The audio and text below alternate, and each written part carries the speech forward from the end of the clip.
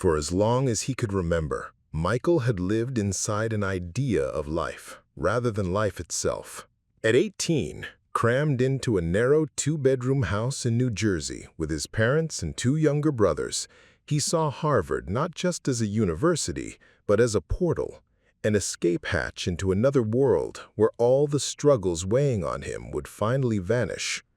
The name itself carried a kind of spell, the cure for his family's financial strain, the answer to his uncertainty about the future, the antidote to the suffocating expectations around him. He gave up parties, friendships, even the simple pleasure of sleep, turning every moment into study. His sacrifice was immense, but the reward came, the letter of acceptance, a single sheet of paper he believed was his salvation. When Michael first set foot on the campus in Cambridge, Massachusetts, it was like walking inside a dream. The ivy-covered red brick buildings, the crisp autumn air, the quiet murmur of brilliance all around him. It felt perfect. For a fleeting moment, he thought he had arrived, but perfection cracked quickly. In his very first week, Michael was struck by the weight of something he hadn't prepared for, the relentless pressure of a world where excellence was the baseline, not the goal. He felt like an imposter, out of place, a swimmer thrashing in waters where everyone else glided with ease. Classrooms turned into battlefields. In an economics lecture, he watched a classmate, Sophia, dazzling, confident, almost untouchable, collapse in the middle of her presentation. Her hands shook, her breath caught, and by the time she rushed out, mascara was streaked down her face. That image etched itself into him, proof that even the brightest could break. He witnessed friendships fracture over grades, summer internships, and future job offers. The camaraderie he had imagined was smothered by a constant need to be the best.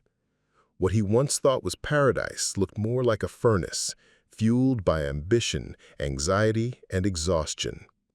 Loneliness closed in. He missed the noisy family dinners back home, his brothers arguing over pizza, the careless laughter of neighborhood friends. Harvard gave him plenty of contacts, but almost no connections. Prestige wasn't filling the emptiness inside him.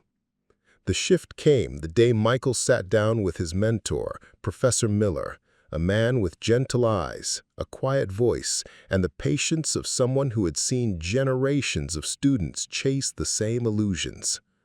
Michael spilled everything, his frustration, his homesickness, the gnawing feeling that he had traded away his youth for a promise that wasn't real. Professor Miller listened carefully, and when Michael's words finally ran dry, the professor spoke.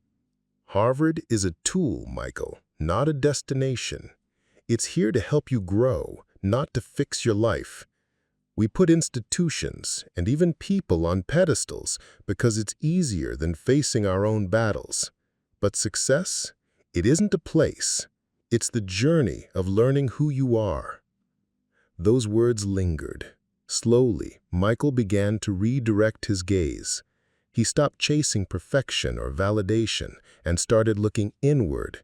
He joined a volunteer group. He learned to meet people not through resumes or transcripts, but through their laughter, their stories, their struggles. The pressure at Harvard didn't vanish, it never could, but it stopped crushing him. Instead, it became a challenge to be navigated, not a sentence to be endured. And in that shift, Michael discovered something profound. Happiness was never hiding inside a diploma or the promise of a flawless future. It lived in the present moment, in imperfection, in vulnerability, in joy found in the smallest of things. His journey revealed the truth. Believing Harvard would solve his life had been a dangerous illusion. The real battle wasn't out there, it was within. What seems flawless from afar often hides cracks up close. Idolizing someone else's life is a path to disappointment. It is better, always, to tend to your own garden and let it bloom.